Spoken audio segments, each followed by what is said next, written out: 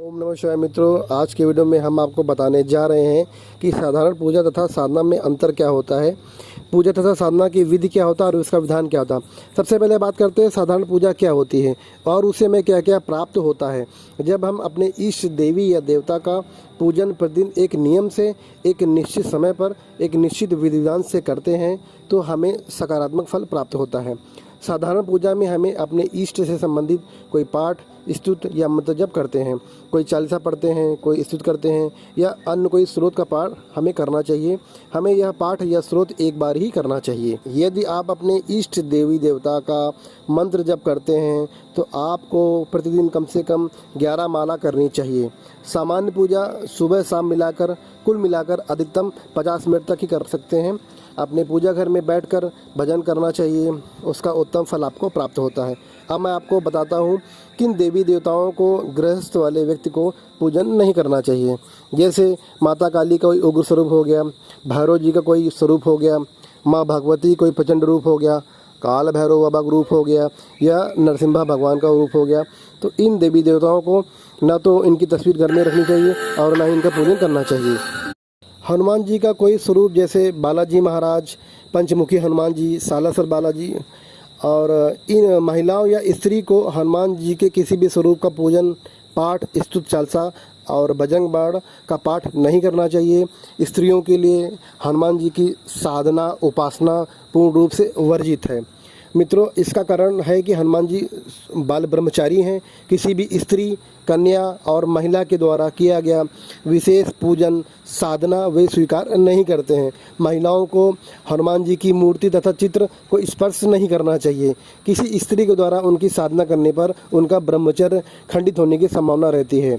पुरुष उनका पूजन कर सकते हैं लेकिन एक सीमित मात्रा में, क्योंकि पुरुष यदि विवाहित है तो वह ब्रह्मचर्य तथा गृहस्थी से अलग हो जाएगा भविष्य में जाकर। यदि व्यक्ति हनुमान जी की साधना या विशेष पूजन प्रारंभ कर दिया है और उसको संभावना रहती है कि वो अपनी गृहस्थी से अलग हो जाएगा और वो ब्रह्मचर्य का वो में चला जाएगा वो। तो मित्रों, ये थी छोटी सी जानकारी कि सामान्य पूजा पाठ के विषय में। सामान्य पूजा पाठ से आपके मन में पवित्रता आती है। जब आप घर में धूप, दीप और कपूर का धुआं करते हैं तो घर से नकारात्मकता समाप्त होती है और घर में सकारात्मक शक्ति का प्रवेश होता है। अब मित्रों, जान लेते हैं कि साधना क्या होती है। किसी देवी या देवता का विशेष विधि विधान से पूजन करना साधना कहलाता है। साधना हमेशा किसी श्रेष्ठ गुरु के मार्गदर्शन में या किसी जानकार व्यक्ति के निर्देशन में ही करना चाहिए। आपके मन में प्रश्न चल रहा होगा कि ज़्यादा पूजा पाठ, यानी कि 1 घंटे से ज़्यादा पूजा कर लिया या 4-5 घंटे पूजा कर लिया या जब मन चाहा खूब पूजा किया, तो उससे क्या होगा, उससे हमारे क्या नुकसान होंगे, उसका क्या दुष्परिणाम होगा। देखिए, ये निर्भर करता है कि आप पूजन क्यों कर रहे हैं, उसका उद्देश्य क्या है। मित्रों, बहुत ज़्यादा पूजा पाठ करने से सकारात्मक और नकारात्मक दोनों प्रकार की ऊर्जा आपके पास आ जाती है। हमारा शरीर उस ऊर्जा को अवशोषित करता है, तो हमारे शरीर की भी एक सीमा होती है और उस सीमा तक ही हमारा शरीर उस ऊर्जा को अवशोषित कर पाता है और उसके बाद हमारा शरीर उस ऊर्जा को अवशोषित नहीं कर पाता है और वो ऊर्जा जो पूजा से एकत्र हुई वो ऊर्जा व्यर्थ हो जाती है। चलिए मैं आपको साधारण शब्दों में समझाता हूँ। जैसे आपकी भूख 4 रोटी की है तो आप 20 रोटी खा लेंगे तो क्या होगा, आपको उल्टी हो जाएगी, डायरिया हो जाएगा, आप बीमार पड़ जाएंगे। तो यही हाल ज़्यादा पूजा पाठ करने से होता है। जब ज़्यादा ऊर्जा एकत्रित हो जाएगी तो उसका नियंत्रण आप नहीं कर पाएंगे, आप स्वयं उसका नियंत्रण नहीं कर सकते हैं। इसके लिए आपको गुरु की आवश्यकता होती है, किसी जानकार व्यक्ति की आवश्यकता होती है जिसके निर्देशन में आप पूजा पाठ अधिक मात्रा में कर सकें। मैं आपको पहले भी समझाया है कि यूट्यूब में किसी के कहने पर कोई साधना, जैसे परी की साधना, यक्षिणी की साधना, भूत साधना, पिशाच साधना, मारण, मोहन, सम्मोहन, उच्चाटन, वशीकरण, विद्वेषण, किसी प्रकार का कोई तंत्र क्रिया करने का आपको आवश्यकता नहीं, किसी प्रकार का प्रयोग करने की आवश्यकता नहीं है। मैं किसी कुछ कह नहीं रहा हूँ और मैं किसी पे कटाक्ष नहीं कर रहा हूँ, क्योंकि सभी के पास समय नहीं रहता, सभी लोग व्यस्त रहते हैं, मैं भी व्यस्त रहता हूँ। और यदि आपको कुछ हो गया तो आप क्या करेंगे, उसका जिम्मेदार कौन होगा? क्या यूट्यूब वाले गुरुजी आपके प्रश्न का उत्तर देंगे या आपकी किसी प्रकार की सहायता करेंगे? तो मुझे तो नहीं लगता आपके साथ ऐसा कुछ होने वाला है।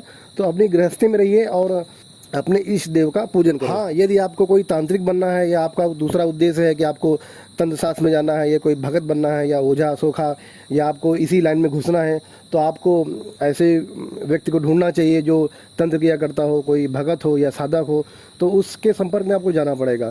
तो उसके संपर्क में जाने पर ही आपको इस तरह क्रिया करनी चाहिए और आपको फिर आप जो है आप गृहस्थी में नहीं रह सकते हैं। आप गृहस्थी में रहने के कुछ नियम होते हैं और कुछ विधान होते हैं।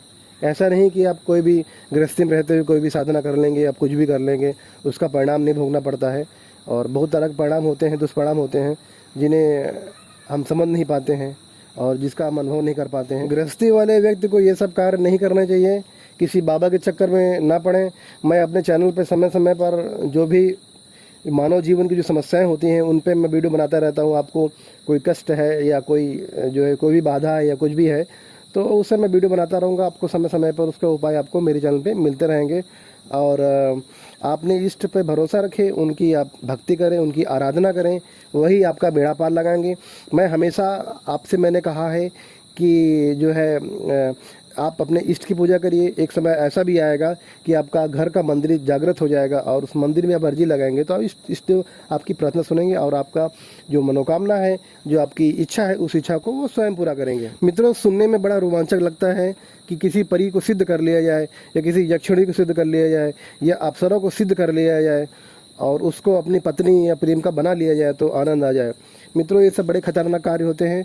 यदि आपका मानसिक संतुलन बिगड़ गया तो आपके घर वाले आपको ठीक कराते कराते परेशान हो जाएंगे। और आज के समय में सही व्यक्ति आपको जल्दी नहीं मिलते हैं, आपसे ढेर सारा पैसा भी ले लेंगे, आप ठीक भी नहीं होंगे। तो इस तरह के ऊल जलूल और जो है कार्य मत करिए और यूट्यूब से कोई मंत्र उठा के उसको मत जपिए। मित्रों, साधना बहुत सोच समझ कर तथा किसी गुरु या जानकार व्यक्ति के निर्देशन में करना चाहिए। ये नहीं कि यूट्यूब से कोई सा मंत्र मिल गया, अब आपने उसको उठा लिया, आपको मंत्र का आता पता नहीं है कि मंत्र वो क्या है, किसके लिए है, वो उससे भूत आएगा कि चुड़ैल आएगा, कौन आएगा, है ना। आपने क्या किया, उसको जपना शुरू कर दिया, उसका क्या दुष्परिणाम होगा आपको नहीं पता है। तो ये मत करिए और सुरक्षित रहिए। मित्रों, आशा करता हूँ आपको समान पूजा और साधना में अंतर समझ में आ गया होगा। अपना तथा अपने परिवार का ध्यान रखें, स्वस्थ रहें, मस्त रहें।